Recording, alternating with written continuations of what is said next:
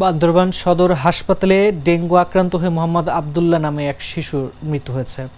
রোববার সকালে বান্দরবান সদর হাসপাতালে চিকিৎসাধীন অবস্থায় তার মৃত্যু হয়। মোহাম্মদ আব্দুল্লাহ বান্দরবান পৌরসভার ৭, ৮ ও ৯ নং ওয়ার্ডের মহিলা কাউন্সিলর শাহানা আক্তার শানুর ছেলে।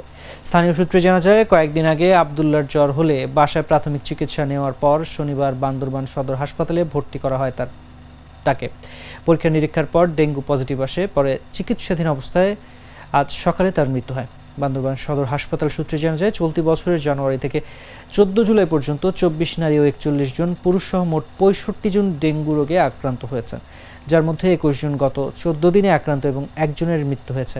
ভর্তি রয়েছেন ১১ জন ডেঙ্গু আক্রান্ত রোগী। এছাড়া এই প্রথম বান্দরবান হাসপাতালে এই রোগে আক্রান্ত হয়ে মৃত্যুর ঘটনা ঘটেছে।